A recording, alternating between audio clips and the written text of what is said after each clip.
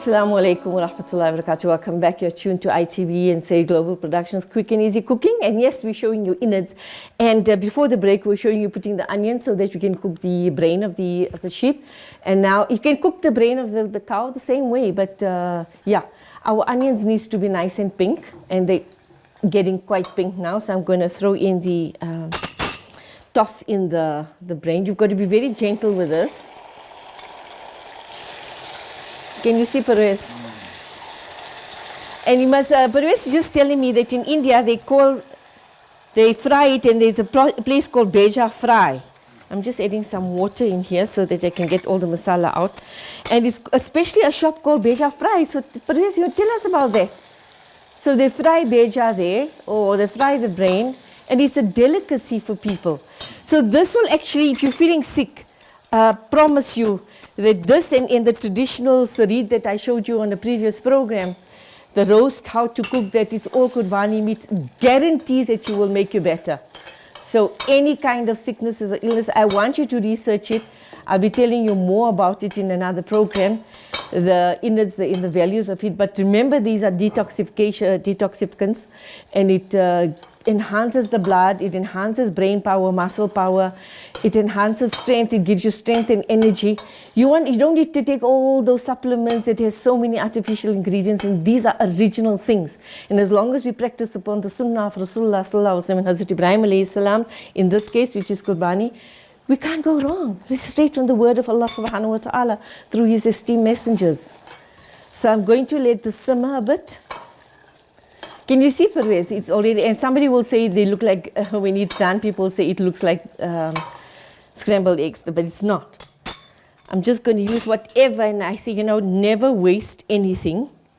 And add some water to simmer and leave it on low. I think for some reason this plate has gone a bit slow, which is fine. I'm going to have to move it though, so that I'm going to show you how to cook the next dish. I'm leaving it. Can I move it here, Pervez? I'm now leaving it here to simmer. I'm just going to close the, this is what it looks like. So I'm going to close it and let it simmer. In the meanwhile, the next dish comes on, which is the liver. And this one takes particularly quick to do. It just requires, I showed you the ingredients before the break, another must. Butter or ghee. And this, I say, we have fresh. Again, an article I was telling you, referring to by Malakhali Dorat, was it is a detoxifier. It detoxifies the body, and it is well, liver. In our days, if you were anemic, you were told to have liver because it gives you blood.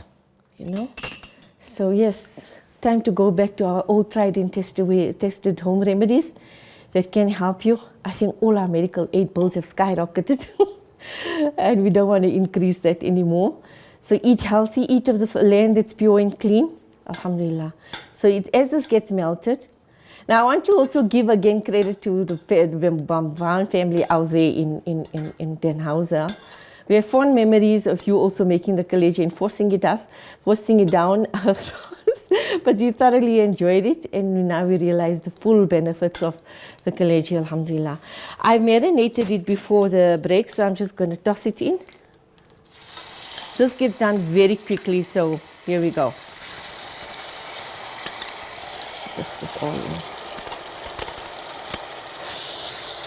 Don't freak out if you see some blood. It's fine. It will all get cooked. But it's been washed and drained, because the method in which we slaughter or make zabah or slaughter our animals is actually the most healthy way, because all the sicknesses of an animal is in the blood. And when we slaughter, we make sure all the blood is drained, it's hung up, and then everything gets taken out and slaughtered and cut and sliced, etc. So never fear. See, Pervez, you're worried about the aroma. Tell me, how's the aroma, Pervez? It's fantastic, am I right? You can smell the ghee, yes. That's why I say butter or ghee, never oil. My mom, a beautiful mom who's still alive, her advice, always use ghee or butter.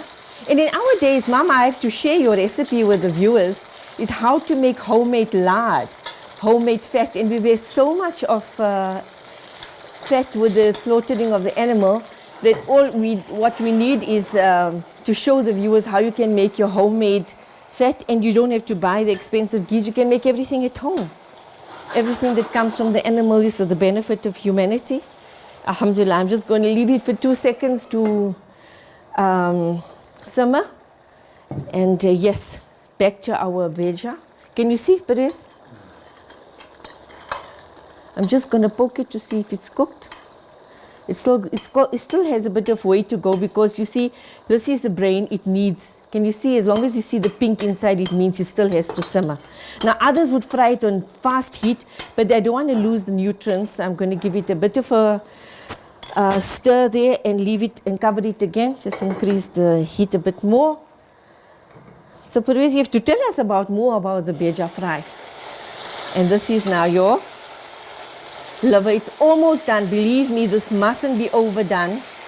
Otherwise, you lose the nutritional value of it.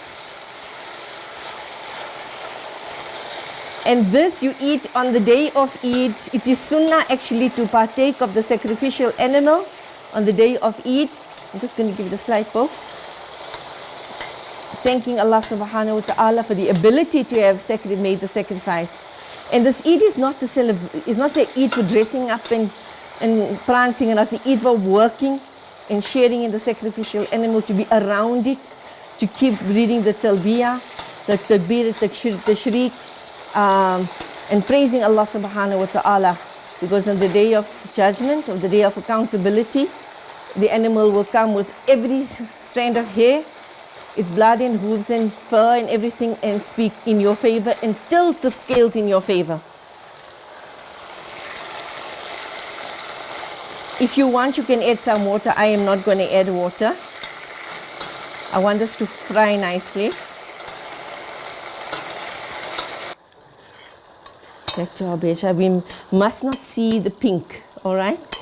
We must not see it must get nice and soft. I'm going to leave that for a few minutes. And in a few minutes, I'll show you the finished product and how we serve them, inshallah. Okay, this is now what the finished product looks like. I'm pouring it out placing into the dish, serving dishes.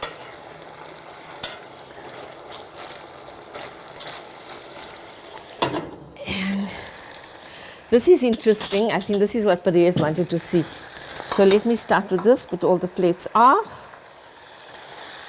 This is your cooked beja dish. Just plate it up.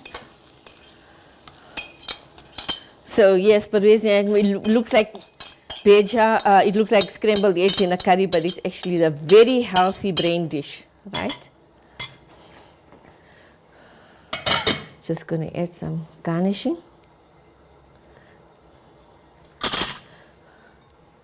A green chili. And the interesting part, I know Perez doesn't like this, but today he's going to have it. Now I'm going to use a fork to show you that it's done. It's roasted, it's cooked, right? For those of you who don't want to see now most of the time, I know my late uncle Azim Khan used to love to have it half done. My mom is the same. So I'm sure they're going to make it half done, but my family likes it a bit more cooked, so here we go.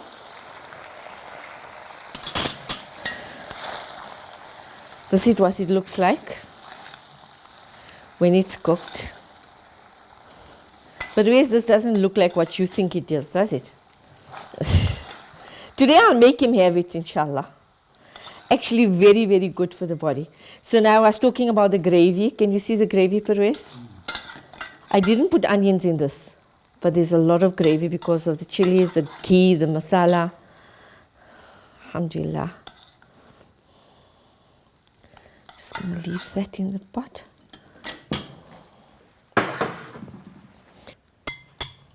Put some garnishing.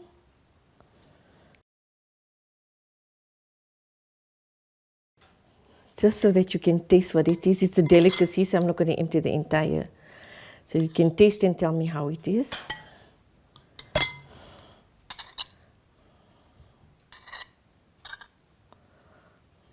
There we go. Some masala if you want.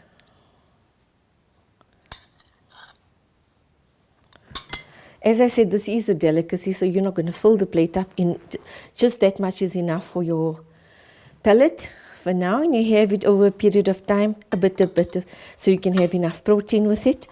And there we go.